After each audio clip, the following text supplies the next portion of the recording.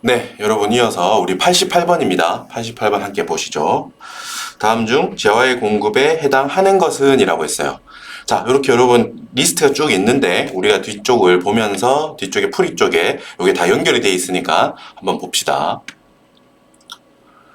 자, 1번부터 찾아가 볼게요. 1번은 견본품인데, 자, 무상으로 제공하는 견본품은 재화의 공급으로 보지 않는다. 대가 관계가 없으므로 우리에게 공급에서 중요한 거는 내가 뭘 주고 또 대가 관계가 있어야 되는 거예요. 실질적으로 주고 뭘 받아야 되는데, 견본품은 한번 써보고 공짜로 주는 거니까 한번 써보고 마음에 들면 주문해 주세요. 그런 걸로 뿌리는 거니까 그거는 재화의 공급으로 보지 않습니다. 대가 관계가 없기 때문이에요. 자, 1번은 그렇다라는 거고, 2번 법에 따라 특별 재난 지역에 공급하는 물품은 재화의 공급으로 보지 않는다 라고 해서 2번도 해당하지 않습니다. 보기 한번 확인하고 올까요? 바로바로. 자, 왔다 갔다 할 거니까 여기 보라색으로 링크되어 있는 요 번호 풀이 요거랑 같이 잘 찾아가면서 오세요. 사업자가 사업을 위하여 대가를 받지 아니하고 다른 사업자에게 인도하는 견본품 공급 아니다. 2번 재난 및 안전관리 기본법의 적용을 받아 특별 재난 지역에 도움을 주기 위해서 공급하는 물품 요거 부가가치세 과세를 하면 안 되겠죠. 도와주기 위한 거니까 정책적으로 재화의 공급으로 보지 않는다는 겁니다. 자, 3번 읽어보고 담보 신탁을 위해 위탁자로부터 수탁자로 소유권이 이전되는 부동산 등기부 등본상 소유권이 이전되는 토지라고 했는데 요 앞에서 잠깐 봤었어요. 자, 3번. 자, 재화의 공급으로 보지 않는 거래. 그죠? 우리 아까 전에 설명을 요거 하나하나씩 다 했었습니다. 자, 신탁재산의 소유권 이전은 여러분 신탁 쪽의 개념을 여러분 깊이 있게 들어가면 공부할 게 많은데 우리는 그냥 최대한 우리가 준비하는 입장에서는 요 정도만 하면 충분할 것 같아요. 신탁은 믿을 신, 부탁할 탁. 내가 너한테 믿고 맡긴다라는 거야. 그래서 형식적으로는 소유권 이전이 돼요. 하지만 실질적으로 넘어간 건 아니에요. 어떤 목적이 있어서 이거 가지고 네가 가서 뭐 수익을 좀 내줘. 네가 갖고 이거 좀 운영해서 뭐 해줘. 뭐 이런 식으로 수익 내서 나한테 돌려주거나 또 다른 제3자한테 그 수익을 분배하거나 뭐 이런 계약이 있어요. 신탁 계약은 형식적으로는 야 이거 너한테 맡기니까 형식적으로는 너한테 맡기는 걸로 돼. 소유권이 이전되지만 네가 운용해서 나중엔 여러분 돌려줘야 돼 나한테. 뭐 그런 계약이라고 보면 돼. 형식적으로 넘기지만 일단 잠시 맡기는 거라고 생각하면 돼요. 그렇기 때문에 이거는 재화의 공급으로 보지 않는다는 거예요. 이 정도만 정리하시면 될 것 같아요, 여러분. 또 국기법 쪽에 가면 좀 몇 번 또 나오긴 하는데 그때도 필요한 만큼만 됐습니다. 담보 신탁을 위해 위탁자로부터 위탁자가 부탁을 하는 사람이죠. 맡긴다는 거야. 수탁자는 부탁을 받은 사람, 부탁을 받은 사람한테 부동산을 넘긴다는 거야. 그거는 형식적인 이전일 뿐이니까 재화의 공급이 아니다라는 거예요. 자, 보세구역에 있는 조달청 창고에 보관된 물품에 대해 조달청장이 발행하는 창고증권의 양도로서 자, 여러분요. 여기 포인트 뭐? 임치물의 반환이 수반되지 아니하는 것이라고 했어. 여러분 앞에서도 이거 길게 설명했죠? 결론은 뭐라고요? 우리가 뭐 주식이나 주식 같은 유가증권, 그 상품권, 그리고 수표나 어음 같은 이런 뭐 화폐 대용 증권 이런 것들은 이거를 넘긴다는 거는 재화의 공급이 아니라고 했어요. 그리고 플러스 창고증권, 뭐 선화증권 이런 것들은 뭐라고? 기본적으로 자, 이 증서를 가지고 가면 창고 안에 들어있는 물건을 네가 가져갈 수 있는 조건이 보통이고 그래서 창고증권을 넘기는 거는 선화증권을 넘기는 거는 재화의 공급으로 본다라고 했어요. 하지만 또 거기에 대한 예외로서 전제가 있다면 어때요? 자, 이 증권은 그냥 물건을 맡아뒀다는 증명일 뿐이지 이게 있다고 해서 물건을 내주지는 않는다. 임치물의 반환이 조건이 수반되지 않는다라는 거야. 이 증권 안에. 그러면 그거는 또 재화의 공급이 아니겠죠. 이게 방금 말한 게 그거죠. 재화의 공급이 아니라는 거. 방금 말한 거를 여기 있죠. 임치물의 반환을 수반하지 않는 경우의 선화증권, 화물상환증, 창고증권은 재화의 공급이 아니다라는 거예요. 됐죠? 그리고 5번을 봅시다. 자, 의제 공급에 대해서 잠깐 또 나왔는데, 자, 주유소를 경영하는 사업자가 업무용으로 사용하는 소형 승용차에 주유하는 휘발유라고 했는데, 자, 이거 한번 스토리를 생각해 볼게요. 그럼 주유소를 경영하는 사업자가 우리가 주유 탱크가 있을 거 아니야. 지하에. 주유소 이렇게 지하에 우리가 주유할 때 쓰는 거기 건 있죠. 쏘는 거. 그 밑에 여기 창고하고 연결돼 있을 거잖아. 그거는 팔려고 우리가 창고에 또 주유소 업자도 매입을 하겠죠. 그죠? 본사 이런 데서 받거나 딴 데서 매입을 해서 거기 채워줄 거 아니야. 그래서 보통은 고객한테 넣어줄 거 아니야. 그런데 이번에 내가 이 주유소 업자가 업무용으로 쓰는 소형 승용차가 있대요. 여러분 여기 기름 넣을 때 그럼 어떡하겠어요? 이 사람은 뭐 다른 데 가서 넣을 리가 없잖아요. 그죠? 우리 회사가 주유소인데 주유소업자인데 그럼 거기 넣을 거 아니야. 여러분 그때 이제 이슈가 되는 거예요. 볼게요. 주유소를 경영할 때 우리가 필요해서 매입을 했으니까 매입세액 공제를 받았을 거라고. 그죠? 잠깐 따라오고 뒤쪽에 정리가 되어 있습니다. 자, 여기에요. 재화의 공급 의제라고 해서 간주 공급, 의제 공급인데, 자, 일단 당초에 여러분 우리가 주유소 업자가 팔려고 샀을 거 아니야? 그 창고에 넣어놨을 거 아니야? 그 탱크로리에. 자, 그렇게 매입할 때 매입세 공제를 받았어요. 그런데 그렇게 팔려고 갖고 있다가 지금 여러분 밑에 빨간색으로 자개, 사패. 일단 이 큰 네 경우에 해당하면 실제로 공급이 아니더라도 공급으로 의지하겠다.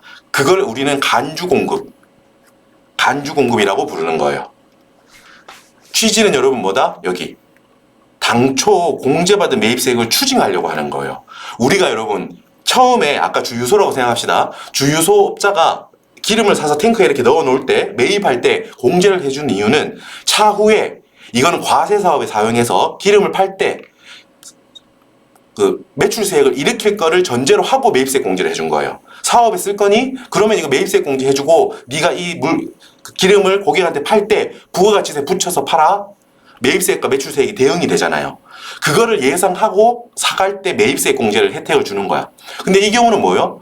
결국 만약에 아까 자가용, 자기가 쓸 영업용 소형 승용차에 기름을 넣었어. 그런 경우라면 고객한테 판 게 아니죠. 내가 쓴 거야. 자가 공급한 거라고요. 자가 공급. 자, 이 경우에 여러분 이걸 가만히 두면 사업에 결국 쓰지 않았죠. 사업용으로 판 게 아니잖아. 그만큼의 기름은. 그거는 그렇게 되면 어떻게 돼? 결과적으로 매입세 공제했던 게 부당한 게 된 거예요. 처음에는 매입세 공제할 때는 그래 팔 거니까 네 사업에 쓸 거니까 공제해 줄게 했는데 일부를 사업에 안 쓰고 내가 개인적으로 자가 공급 내가 나한테 공급했다면 어때요? 이대로 두면 매입세 공제는 받고 매출세액은 일어나지 않잖아요. 자, 그렇다면 이걸 처리할 때 야, 네가 매입세 공제 받았던 거 토해내 라고도 할 수 있어요. 그래서 차후 정산할 때 매입세 그 다음 기나 그 다음 기수 확정됐을 때 자가 공급이 확정됐을 때 그때 매입세 공제를 줄여주는 방법도 있어. 하지만 이제 그렇게 하지 않고 어떻게 우리는 매출한 걸로 추정해서 과거에 매입세 받았던 거를 그렇게 추징하는 제도를 쓰겠다라고 하는 거예요. 우리 세법은. 됐죠? 그냥 요 정도만 알고 있으면 돼. 개념만. 됐죠?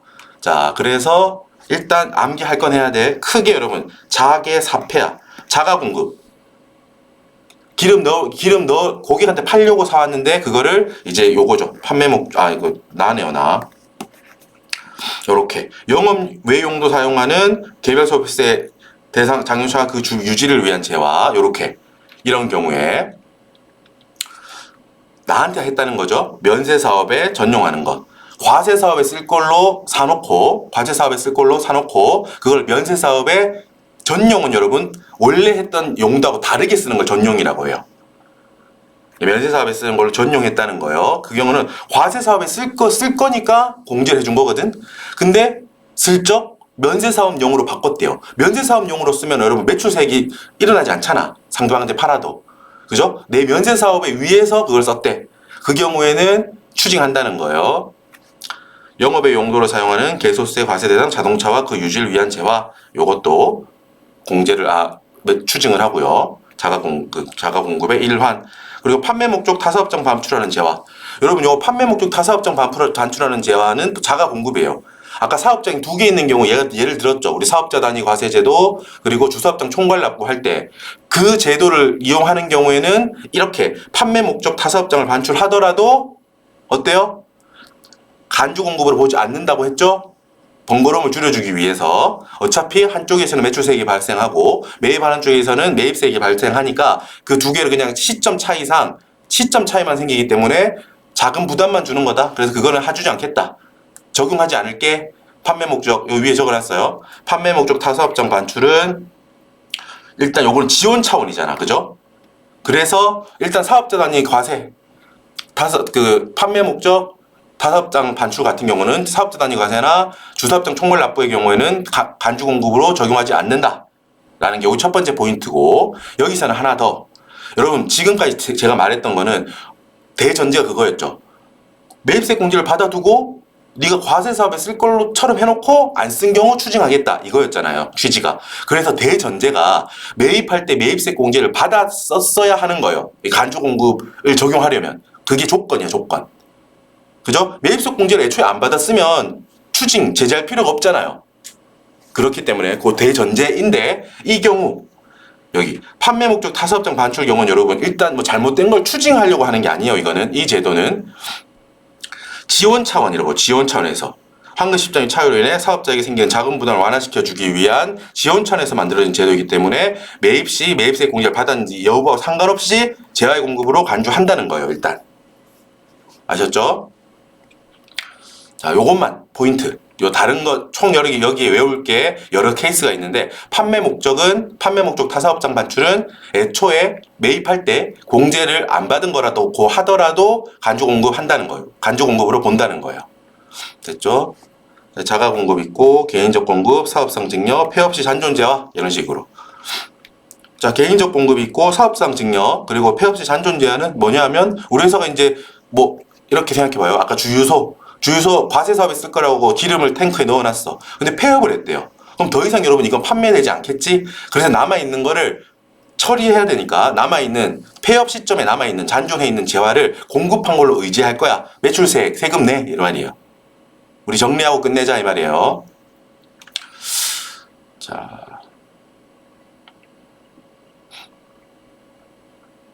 5번. 주유소를 경영하는 사업자가, 방금 말한 거 다시 한번 정리하는 거예요. 주유 사업을 위해 매입한, 즉 매입 시 공제 받았겠지?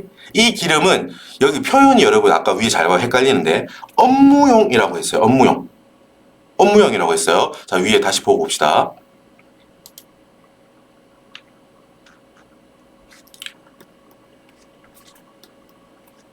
업무용. 여러분 영업용하고 다른 거예요. 아셨죠? 지금 업무용은 비영업용이거든요. 업무용이라고 하는 거는, 자, 뒤에 다시 가서, 회사가 업무용을 썼다는 말은 자기 영업을 위해서 쓴 게 아니라는 거예요. 비영업용이라는 표현인 거야, 지금 이게. 아셨죠? 여러분 여기 위에 밑에 정리해놨어. 영업용으로 쓴 게 되려면 여러분, 우리가 보통 택시 회사 있죠. 그리고 자동차 임대업, 그리고 자동차 운전업, 그래서 뭐 택배나 이런 운수업, 그러니까 자동차 자체에 대한 운영이 그 회사의 업이 되는 거예요. 업이. 그렇죠? 자동차 임대업은 자동차를 빌려주는 게 임대업이고, 운전학원에서 노란 차 있잖아. 운전 연습을 위해 갖고 있는 차, 이게 바로 영업을 위해서 갖고 있는 영업용 차예요. 아시겠죠? 사업상 수익을 얻기 위해 사용하는 걸 영업으로 쓴다고 해요. 영업으로. 택시 떠올려, 택시. 그리고 그게 가장 떠올리기 편해요. 택시. 운전 연습, 요런 거. 운전학원업. 자, 이게 영업용 승용차고, 여러분, 업무용은 이거예요. 우리 여러분 이거 주관식 법인세 쪽에도 많이 나오죠. 영업용, 뭐 업무용 승용차 관련해서. 업무용은 여러분 요걸로 우리가 회사 업무 보는데 출장 갈 때 쓰거나, 만약에 서울에 우리 본점이 있는데 경기도 어디에 있는 공장에 뭔가 회의가 있대. 거기까지 타고 가는 거예요. 그런 용도. 그죠? 회사를 위해서 쓰는 건 맞아. 근데 그 공장 출장 가는 행위 자체가 우리 회사 그걸 영업으로 하는 건 아니잖아요. 농심은 새우깡을 만들어서 파는 게 영업으로 하는 거지. 농심 본사에서 어디 공장에 출장 가는 그 행위가 영업은 아니잖아. 맞죠? 영업은 택시가 운전해서 손님을 모셔다 드리는 걸 영업으로 하는 거고. 아셨죠? 이 용어가 여러분 분명하게 헷갈리니까, 원래 헷갈려. 이거를 처음 할 때 좀 구별합시다. 영업용은 택시나 운전면허처럼 그걸로 택배처럼 그 차를 회사의 영업에 이용하는 걸 영업용이라고 하고, 업무용은 출장용 떠올리는 거예요. 출장용. 뭐 비품 사러 갈 때 쓰는 거예요. 지금 뭐가 떨어졌대. A4 용지를 사러 갔다 온대요. 출장 갔다 온대요, 앞에. 그럴 때 쓰는 게 업무용이에요. 업무용. 자, 그래서 업무용이라고 하는 표현은 일단 비영업용이라는 표현의 다름 아니다. 똑같다라는 거예요. 업무용으로 쓰고 있다라는 거는 이 회사가 지금 자기를 영업으로 쓰는 게 아니구나. 그죠? 그 업무용 출장 가는 그런 데 기름을 넣었다는 거예요. 그 차에. 공장 출장 갈 때 쓰는 차에 주유소 기름을 거기 넣었다는 거야. 지금 이해되시죠? 그 경우니까 비영업용 소형 승용차이 되는 거예요. 개별 소비세 대상차. 거기에 한 거니까 자가 공급에 해당하니까 공급 의제에 해당한다. 요렇게 정리하셨죠? 정리하고 넘어가겠습니다.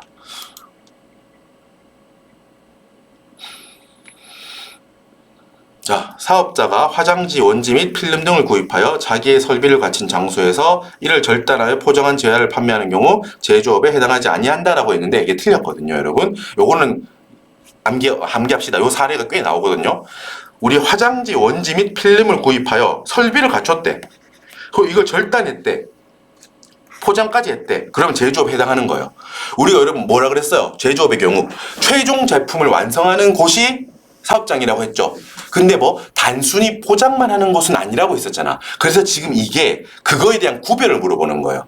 여러분 화장지 같은 경우는 자 보세요. 엄청 원지가 있다고 해봐. 큰 거. 엄청 막 몇십 미터짜리가 있다는 거 해봐요. 그거를 여러분 나누고 여러분 막 구멍도 내고 해야 될 거 아니야. 일정 규격으로 어느 정도 자르고 이런 거. 설비를 갖춘 장소에서 절단해. 요 절차를 하고 나서 최종적으로 포장까지 하는 거거든요. 그러니까 이렇게 절단도 하고 포장도 하는 거는 이런 경우 휴지나 이런 거는 여러분 사실 휴지 같은 게 뭐 어마어마하게 많은 복잡한 절차가 있진 않겠죠. 그죠? 원지가 있을 거고 원료가 되는 그 원지가 있을 거고 그거를 적당하게 자르고 몇 겹 이런 기술을 넣어가지고 계속 반복해서 자르고 말아주고 이렇게 포장하는 걸 거 아니야 그냥. 자 그거를 단순 포장으로 보지 않겠다는 거예요. 절단하고 필요한 만큼 몇 겹으로 이렇게 세팅하고 이런 것도 제조의 일환으로 보기 때문에 제조업에 해당한다는 거야. 단순 포장이라서 뭐 제조가 아니다 이런 게 아니라는 거예요. 제조업에 해당한다라는 점. 오케이. 이것도 은근히 나옵니다. 화장지, 휴지를 떠올리자고요. 됐죠? 본인이 주요 자재를 전혀 부담하지 않고 상대방으로부터 받은 원재료, 재화를 그냥 단순히 가공만 하여 제품을 생산하는 사업. 여러분 기억나세요? 앞에 제가 강조 많이 했죠. 재화를 공급하는 사업으로 보는 게 아니라고 했죠? 자, 결론 한번 또 정리하고 갑시다. 여러 번 나온다니까요. 자, 가공 계약을 맺었어. 내가 가공업자야. 근데 상대방이 나한테 물건을 그냥 다 줘. 그래서 지금은 내 기술만 필요해. 나만이 만들 수 있는 기술이에요. 하지만 나는 재료는 전혀 내 돈이 안 들어가. 상대방이 나한테 맡기면 그거를 가지고 뭐 자르고 붙이고 그 내 기술로 만들어주면 돼. 가공해주면 돼. 그 경우는 내가 상대방한테 주는 거는 뭐다? 재화가 아니고 용역의 공급이 되는 거예요. 자재를 전혀 부담하지 않고 단순 가공만 하는 거야. 됐죠? 자, 이어서 자, 내가 알아서 계약하는 거야. 지금 너 필요한 그게 어떤 물건이 필요하니? 오케이. 내가 원재료랑 이런 거 필요한 거 주요 자재 내가 사서 내가 가공해서 너한테 최종 제품 줄게. 얼마 줄래? 그렇게 계약한 거예요. 그렇게 주요 자재도 내가 알아서 구해오고 전부 또는 일부를 내가 부담하고 가공까지 하는 경우 그거는 여러분 뭐 재화의 공급을 본다 라고 했어요. 구분이 주요 자재를 부담하냐 하지 않냐. 자, 일단 머릿속에 이게 있어야 되죠. 여기까지. 추가로 뭐 더 알아야 된다고 했어요? 초록색. 자, 음식점업, 식당, 그리고 건설업, 건물 지어주는 거. 여러분, 식당이랑 건물 지어주는 거는 우리가 세법이 그 핵심이 뭐 파, 고기 이런 거 사오는 게 중요한 게 아니라는 거야. 그건 누가 사도 중요한 게 아니고 그걸 부담 누가 했는지가 중요한 게 아니고 요리하는 그 식사를 준비하는 그 요리에 가는 과정이 중요하다는 거야. 이거는 그렇게 보겠다는 거야. 이거는 건물도 마찬가지야. 뭐 시멘트 뭐 이런 거 철근 이런 것만 있으면 그것도 여러분 재료긴 하지만 그 재료를 부담하냐 아냐가 핵심이 아니라고 보는 거야. 그 건물은 사고 나지 않게 기술적으로 파고 땅을 파서 차분히 사고 없이 튼튼하게 올라가는 그 기술을 보겠다는 거야. 그래서 음식점업이나 건설업 같은 경우는 자재를 부담하든 안 하든 뭐 용역의 공급을 보는 거예요. 만약에 자재를 부담 아예 안 한다 그러면 원칙적으로 용역의 공급인 거고 자, 결론이 이거지. 음식업, 건설업은 주요 자재를 한다고 하더라도 용역의 공급으로 본다. 여기까지 정리하면 다 된 거예요. 됐죠? 다시 2번. 주요 자재를 전혀 부담하지 않았는데 재화의 공급으로 본다. 땡. 기본적으로 원칙이죠. 주요 자재를 부담하지 않으면 용역의 공급으로 보는 걸로 한다라고 했잖아요. 됐죠? 자, 여러분 3번 요런 게 사실 좀 까다롭네요. 이게 너무 구석진 어떤 이런 멘트인데, 재화를 공급하는 사업의 구분은 통계청장이 고시하는 해당 과세기간 종료일 현재의 한국표준산업분류를 기준으로 한다. 여러분 이게 되게 그럴싸해 보이잖아요. 그죠? 사실 여기서 뭐가 틀렸는지를 찾아내기가 쉽지 않아요. 이렇게 나오면 사실 3번 문장 같은 경우는, 그러니까 딱 이 문제는 3번 보기는 이제 나왔으니까 여기까지는 우리가 공부하고 가야겠지만, 이런 식으로 뭔가 나오잖아요. 그러면 여러분 뭔가 어떤 단순한 정의의 문제거든. 이런 거는 3번 같은 게. 2번 같은 경우는 우리가 논리를 공부하잖아. 제가 말씀 아까 드렸던 거. 주요 자재를 부담한다, 안 한다. 그런데 뭐 이런 원칙이 있고, 예외로서 건설업이랑 음식점업은 좀 특이하다더라.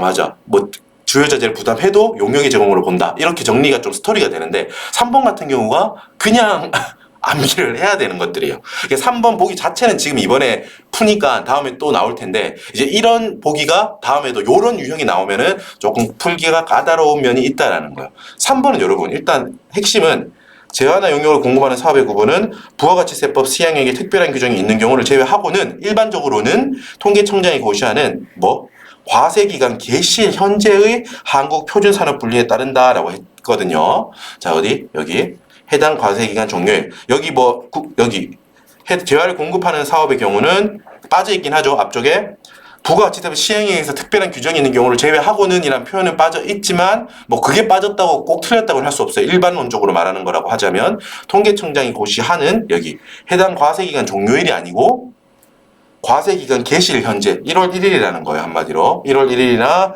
이제 부가니까 7월 1일 이렇게 되겠죠. 조금 까다롭다. 하지만 요 문장 자체는 우리는 몇 문제 안 보는 거니까 봐두자라는 거예요. 똑같이 나오면 풀 수 있게 그 정도까지 해두자라는 거예요. 수험자생적으로. 4번 제조장을 설치하고 있는 사업자가 일부 품목에 대하여 위탁 제조 가공하는 경우에도 제조업에 해당한다. 자, 요것도 여러분 숙지가 필요해. 여러분 제조장을 설치하고 내가 그 제조 과정을 거쳐. 그럼 제조업이잖아요. 기본적으로 제조장을 설치하고 그걸로 물건을 만들어서 파는 경우는 제조업에 해당하는데, 자, 가운데 있는 이 조건. 일부에 대해서는 우리가 그 제조업에서 제조장에서 다 하지 않고, 일부 품목에 대해서는 어떤 다른 업체에 위탁해서 제조해서 가공하고 있더라도 나는 제조업으로 봐주겠다. 그냥 대부분 내가 제조장에서 내가 만들고 있고, 일부에 대해서는 상대방한테 어떤 특정 3자한테 위탁해서 하고 있더라도 제조업에 해당한다라는 거예요. 자, 4번 이거고요. 4번은 맞는 게 되겠죠. 타인 소유의 제조장을 임차하여 제조 가공하는 사업은 도소매업에 해당한다. 자, 이거야. 내가 여러분 제조 만들 거야. 제조 하려고 하는데 당장 내가 건물을 어떤 장소를 살 수는 없어. 그래가지고 공장 여기 제조 어떤 기계 같은 걸 넣을 장소를 내가 빌려서 쓰고 있대요. 하지만 그 안에서는 내가 기계 같은 거 빌렸을 수도 있고 제조장도 빌렸든 일단 내가 갖고 있는 장비로 만들고 있잖아요. 그죠? 그렇다면은 그 제조장이 임차인지는 중요한 게 아니겠지 사실. 그죠? 그런 게 얼마나 많겠어요. 내 공장 갖고 있는 경우가 없을 수도 있겠지, 많겠죠. 타인 소유의 제조장인데 그걸 내가 임차해서 거기서 내가 제조하는 거야. 그런데 문제에서는 이 경우 네 제조장이 아니면 나는 그건 네가 만드는 제조업이 아니고 도소매업에 해당한다. 틀렸다는 거야. 그죠? 이거는 논리가 있겠죠. 논리적으로 좀 받아들일 수 있죠. 빌려서 쓰는 거더라도 그 공장을 빌려서 쓴 거더라도 당연히 내가 제조하고 있으면 제조업에 해당하겠지. 도매, 소매는 여러분 떼와서 파는 거잖아. 아니잖아요, 지금 그게. 알겠죠? 여기까지 5번 정도는 논리적으로 잘 받아들일 수 있다는 거예요. 자, 뒤쪽에 대한 이론 정리는 또 한번 같이 읽어보시면 될 것 같고, 앞쪽에 다 했던 거예요. 이 페이지는 넘어갈 수 있을 것 같습니다. 빨리. 자, 부가가치세 과세 대상 해당 설명으로 옳지 않은 것은 화폐, 수표, 어음 등의 화폐 대용 증권. 여러분 어떻게? 얘들은 과세 대상입니까? 아닙니까? 과세 대상이 아니었죠? 자, 상품권 과세 대상이 아니었죠? 회사채도 과세 대상이 아니에요? 하지만 여기가 포인트지. 선화증권. 이거 어떻게 표현해야 돼? 이렇게 일괄적으로 과세 대상이다 아니다 라고 표현하지 않고, 선화증권은 기본적으로는 물건을 맡겨놓은, 우리 선화증권 이런 거 있잖아요. 그 아까 밑에 있었죠. 기본적으로는 창고 안에 있는 거 이 종이 가져가면 받아갈 수 있다라는 거니까 물건을 넘기는 거하고 똑같은 효과가 있기 때문에 기본적으로 선화증권의 양도는 제거의 공급이 맞다라고 했어. 하지만 아까 우리 바로 앞에 문제처럼 만약에 야 이거는 그냥 물건을 맡겨뒀다는 증명만 하는 거야 라고 적혀 있어. 이걸 가져온다고 물건을 드리지 않습니다 라고. 이거는 이 사람이 물건을 나한테 뭐 10톤을 맡겨뒀고 내가 그걸 보관하고 있다는 증명일 뿐입니다 라는 거라면 어때? 임치물의 반환을 수반하지 않는 경우에 선화증권의 양도는 제외 공급으로 이거 틀렸네요 여러분. 수반하지 않는다면 이거 고쳐주세요 여러분. 오타입니다. 공급으로 보지 않죠. 재화의 임치물의 반환을 수반하는 경우의 선화증권의 양도는 재화의 공급이고 요거 제가 나중에 고쳐둘게요 여러분. 요거 고쳐주세요. 임치물의 반환을 수반하지 않는 경우라면 선화증권의 양도는 재화의 공급으로 보지 않는다는 거. 앞에서는 여러분 잘 봤었죠? 헷갈릴까 봐 다시 한번 보고 오겠습니다.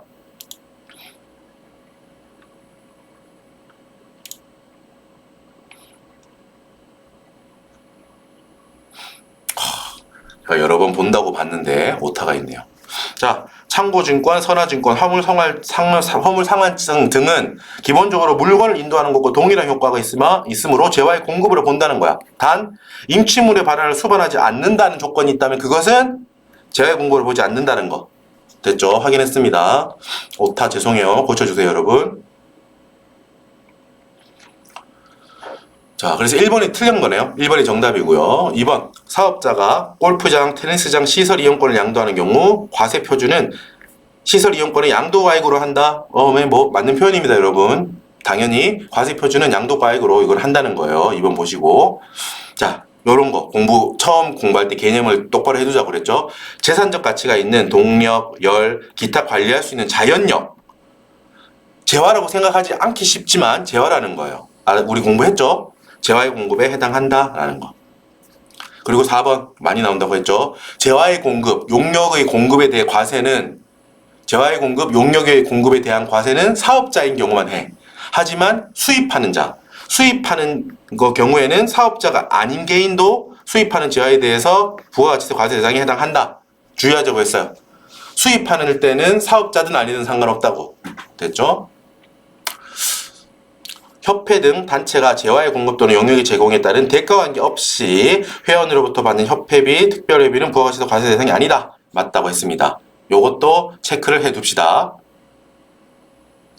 기본적으로 여러분 공급의제 아까 전에 우리 했던 거 특이할 때 매입세 공제 받았던 거에 대해서 추징하는 경우 그건 여러분 실질적으로 내가 상대방한테 판 게 아니지만 어떻게 과거에 받았던 매입세 공제를 너 그거 받으면 안 되는 거 받았네. 다시 돌려줘. 라고 나라가 말하는 거예요. 그 추징하겠다는 거죠. 그 경우니까 그 경우에는 실질 공급이 아니죠. 실질 공급이 일어나지 않았더라도 공급으로 보겠다. 그게 간주 공급이잖아. 자, 그 간주 공급을 제외하고는 기본적으로 부가가치세는 대가 관계가 있는 경우만을 과세 대상으로 해요. 내가 뭘 주고 상대방으로부터 뭘 받아야 된다고. 교환도 내가 상대방한테 A라는 물건을 주고 B라는 물건을 받아온 걸로 보는 거예요. 대가 관계 없이 받는 협회비, 특별회비 등은 그래서 부가가치세 과세 대상이 아니라는 거야. 대가 관계 없이 여기가 대가 관계 없이 여기가 핵심이라는 거다라는 거야. 됐죠? 잘하고 계십니다. 이 파트는 여러분 보시면 여러분 보기도 짧게죠. 그게 판단의 문제예요. 여기는 문제가 이렇게 그냥 한 줄 이렇게 나올 거 아니야. 보기가. 그래서 이런 거는 여러분 공부를 어느 정도 하면 빨리 풀 수 있겠죠. 그죠? 뭔가 이렇게 보기가 길어서 이게 문장이 어디서 끊어지나 이게 뭐 주술 관계가 어떻게 되나 이게 뭐를 수식하나 이런 거 따지고 고민 안 해도 되는긴 한다고. 물론 그럼 빨리 풀 수 있어. 물론 여러분 공부가 됐다는 전제 하에. 자, 과세 대상에 해당하지 않는 것은 자 봅시다. 출자 지분의 현물 반환. 요거는 과세 대상에 해당합니다. 뒤쪽에 있을 텐데 보고 올게요. 1번 찾아라. 자, 여러분 현물 출자와 출자 지분에 대한 내용을 해볼게요. 여러분 출자라고 하는 거는 회사가 예를 들면 내가 어떤 회사에 투자를 해. 투자를 할 때 저쪽 회사에 보통 현금을 내죠. 그죠? 저 회사가 주인이 될 사람 모이세요라고 해서 그걸 자본금을 출자 받겠다는 거야. 현금을 보통 출자하겠죠. 보통은 현물인 경우도 있어요. 자, 그래서 내가 이번에는 현물을 내겠다라는 거야. 저 회사 입장에서는 현물을 받고 주주를 받아들이는 거죠. 자, 그럼 내가 현물 출자하기 위해서 상대방한테 재화를 인도해요. 그 법인한테 내야 될 거 아니야. 내 지분은 나에 해당하는 지분 나는 물건으로 낼 거야. 뭐 토지를 냈어요. 그거 재화의 공급으로 봅니다. 아시겠죠? 근데 내가 일단 출자한 지분이 생겼죠. 저 회사에 지분이 있어. 근데 지분을 상대방한테 넘겼다는 거야. 다른 사람한테. 그건 여러분 재화의 공급이 아닙니다. 지분을 넘기는 거는 재화의 공급이 아니에요. 자, 근데 요거는 지금 이거야. 지금 이 경우입니다. 내가 지분을 출자했는데 돌려달라는 거야. 나 그거 이제 안 할 거야. 내가 냈던 거 토지 돌려내. 난 다시 달라고 한 거예요. 현물로 반환받았어요. 그럼 이것도 재화의 공급이야. 그러니까 1번, 3번을 엮어봐요. 처음에 내가 저 회사에 땅을 줄 때, 땅이라고 하지 맙시다. 여러분, 땅 말고, 뭐, 건물이나 이런 걸로. 그것도 재화의 공급으로 보는 거예요. 땅이라고 해도 상관없고요. 돌려받는 것도 재화의 공급이라고 해요. 각각 지금 재화의 공급을 보겠다는 거야. 됐죠? 그런데 4번 뭐예요? 내가 출자했는데 돌려달라고 하니까 회사가 네가 준 건물, 네가 준 땅 이미 다 팔아가지고 현금화했는데 뭐 그럼 어쩌겠어요, 여러분? 그러면 해당하는 현금으로 달라고 해야겠죠? 그때 만약 현금으로 받는다면 그건 재화의 공급이 아니에요. 우리가 현금 이런 거 있죠. 그리고 현금 대용 증권 이런 것들은 우리 부가가치세 과세가 되는 재화로 보지 않는다고 했잖아. 요 정도 구별하면 될 것 같아요. 1번. 지금 1번은 여기 물어봤죠? 출자 지분의 현물 반환은 과세 대상이다라는 거예요. 그럼 아직까지 한 번도 안 튀겼죠? 제가 설정에서 페이지 이동이 안 되는 그 설정이 있긴 하더라고요. 그래가지고 그걸 일단 눌러봤어요. 아직까지는 안 튕겼네. 그래서 이런 말 안 할까 하다가 말하면 튕기니까, 말하면 원래 징크스가 있잖아요, 우리가. 그런데 한번 봅시다. 아직까지는 안 튕기고 있네요. 앞으로 안 튕기면 너무 좋겠다. 내가 과거에 출자했던 그 지분을 다시 돌려받는 거예요, 현물로. 그거는 내가 낼 때도 재화의 공급, 돌려받을 때도 재화의 공급. 됐죠? 교환 계약에 의해서 재화를 인도 또는 양도하는 것. 제가 요 설명드렸었죠? 회사가 이렇게 두 개가 있다. 요 가회사, 나회사. 가회사는 A 물건을 주고 나회사는 B 물건을 주기로 서로 바꾸기로 했다. 그럼 여러분 어떻다? 가가 나한테 주는 요것도 공급, 나가 가한테 주는 요것도 각각 공급으로 본다라는 거예요. 재화를 인도 또는 양도하는 것. 교환. 그러니까 이런 게 아니라는 거야. 아니 어차피 뭐 가도 나한테 뭐 주고 나도 가한테 뭐 주고 이렇게 그냥 서로 바꾸는 건데 그냥 둘 다 공급으로 안 보면 안 됩니까? 세법은 뭐라고? 안 돼. 나는 다 둘 다 각각을 공급으로 볼 거야 라는 거야. 바꾸는 거더라도 각각을 주고 각각을 받는 걸로 볼 거라고요. 과세사업자가 보유한 비영업용 소형 승용차의 매각. 자, 이거는 공급입니다. 3번 따로 정리를 해뒀을까요? 일반론적인 거라서 정리를 안 했을 수도 있을 것 같은데. 여러분 지금 3번 지문에 제가 따로 해놨어요. 3번 지문은 여러분 비영업용 소형 승용차, 영업의 용도 사용 승용차인데 여러분 이거는 실제로 매각했다고 했잖아. 이건 지금 간주공급과 좀 다른 거예요, 여러분. 매각했다는 거는 실제로 팔았다는 거잖아. 이건 간주공급이 아니고 이거는 실제 공급이잖아요. 이건 당연히 공급이 되는 거예요. 아시겠죠, 여러분? 지금 나는 영업의 그 개별 소비에서 과세 대상, 아까 전에 기름 넣은 거 생각해봐요. 기름 넣은 거. 우리 회사가 출장 갈 때 쓰는 영업용이 아니고 비영업용 차에다가 기름을 넣은 거야. 자동차와 그 유지를 위한 재화. 운행을 위해서. 그때 그 기름에 관한 매입세액을 추징한다 뭐 이런 거잖아요, 지금. 그죠? 근데 지금은 이 비영업용 소형 승용차를 갖고 있다가 팔았다고요. 이거는 관주 공급이 아니에요. 실제로 판 거니까 이건 실제 그냥 공급이야, 공급. 그러니까 이게 뭐 사실 간주 공급을 생각하고 풀었어도 공급은 공급이니까 틀리지 않았겠지만 구별해서 이렇게 매각한 거는 여러분 뭐다? 기본적으로 공급이에요, 공급. 실제 공급이야. 대가를 받고 판 거니까. 자 4번. 상품권, 주식 등 유가증권의 양도. 아니라고 했지. 우리가 화폐 그 자체 당연히 아니고 수표, 상품권 이런 거, 유가증권 이런 양도, 주식의 양도 이런 거, 주식 등 유가증권 이런 거 양도는 재화의 공급이 아니다라는 거예요. 되었죠? 자, 5번. 재산 가치가 있는 물건으로 거래되는 화폐의 매각. 자, 여러분 요거는 달라요. 재산 가치가 있는 물건으로 거래되는 화폐라고 했으니까 요 표현이 좀 애매한데 요건 일단 공급으로 본다는 거예요. 요 표현을 그대로 가져갑시다. 이거는 그냥 화폐를 넘기는 게 아니에요. 아셨죠? 그냥 우리가 보통 말하는 화폐를 파는 경우는 없지만 화폐 그게 아니야. 재산 가치가 있는 물건으로서 거래된다는 거예요. 이거는 그렇게 거래되는 건 우리가 일반적으로 말하는 화폐가 아닌 거예요. 이거는 이 5번에서의 표현은 일반적인 재화로 봐야 된다는 거예요. 5번 같은 경우는. 됐죠? 뭐 5번의 표현은 여러분 이런 뭐 참고증권, 선화증권, 화물증권 등을 화폐라고 표현하지는 않지만 뭐 5번하고 맥락이 같다고 보면 돼요. 이거는 결국 재화 가치가 있는 물건으로 거래되는 거니까 물건으로서 거래되는 거니까 이거는 실질 공급으로 봐서 재화의 공급으로 본다. 이렇게 합시다. 5번하고 요거하고 핀트는 조금 달라요. 지금 제가 5번이라고 적어두긴 했지만 5번 좀 헷갈리는 표현이지만 잘 숙지해 둡시다. 그냥 앞에 아무것도 없이 화폐의 매각이라고 하면 그건 아니고요. 재화의 공급이 아니고 여긴 수식어구가 붙어 있잖아요.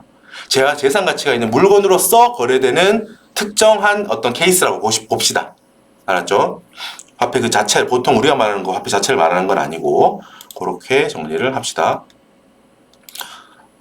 앞쪽으로 튕기지 않으니까 너무 쾌적하네요. 클릭할 때마다 되게 불안했는데. 자, 92번. 자, 문제 자체가 다 비슷비슷하죠. 하지만 무조건 한 문제 나와요.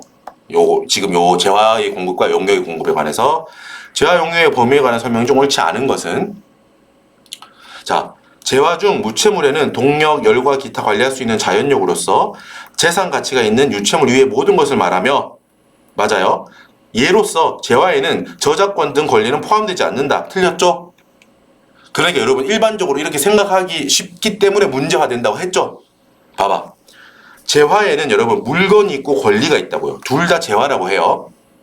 재산 가치가 있는 물건과 권리를 우리는 재화라고 한다고. 물건에는 우리가 기본적으로 알고 있는 유채물, 요건 기본적인 개념이고 전기, 가스, 열 등 우리가 관리할 수 있는 자연력도 물건이라고 한다. 요게 첫 번째 헷갈리기 쉬운 거라고 했죠. 그리고 요것도 물건 외에 재산적 가치가 있는 모든 것, 광업권, 특허권, 저작권 등 권리 이런 것도 우리는 권리로서 재화의 일종으로 본다고요. 그리고 이런 권리를 양도하면 재화의 공급으로 보고 내가 갖고 있는 특허권을 만약에 1년 동안 너한테 빌려줄게, 쓸 수 있게 빌려줄게 하면 그건 용역의 공급으로 본다. 요 정도까지 해주자고 했죠.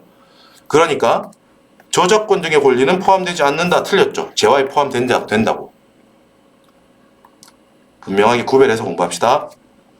재화 중 유채물에는 상품, 제품 등 모든 유형적 물건을 포함한다. 맞죠? 2번 밑에. 자, 여기 선화증권, 참고증권도 재화의 범위에 포함된다. 기본적으로 이렇게 본다고 했죠? 임치물의 반환을 수반하지 않는다라는 전제가 없다면 선화증권을 공급하는 거는 재화의 공급으로 본다. 이제 됐죠? 아까 오류 틀렸던 거 여러분 오타 잡아주세요. 여러분이 꼭 고쳐놔주세요. 재산 가치가 있는 물, 흙, 퇴비 등은 재화의 범위에 포함한다. 그죠? 물, 흙, 퇴비도 재산 가치가 있다면 재화의 범위에 포함한다. 4번. 용역의 범위에는 시설물 또는 권리 등 재화를 사용하게 하는 것도 포함된다. 그죠? 5번도 방금 쓰게 해주는 것도 용역의 공급에 포함된다라는 거예요.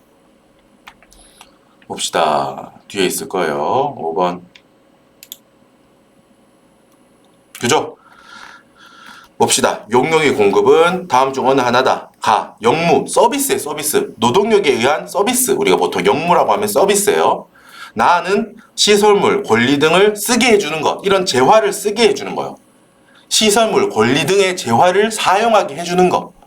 그래서 아까 말했잖아요. 특허권을 아예 넘기는 거는 재화의 공급이고 특허권을 일정 기간 동안 쓸 수 있게 해줄게 라는 거, 임대해주는 거는 사용하게 하는 거는 용역의 공급이라고. 됐죠? 다 풀었습니다. 이제 우리 마지막 이 조각의 마지막 문제입니다. 사업의 구분. 자, 인도받은 재화의 주요 제재를 전혀 부담하지 않고 가공해서 제품을 생산하는 사업은 여러분 뭐라고?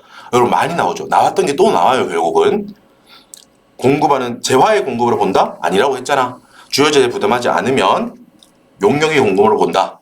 그리고 또 음식점, 건설업은 주요 자재를 부담하는 한이 있더라도 용역의 공급이다.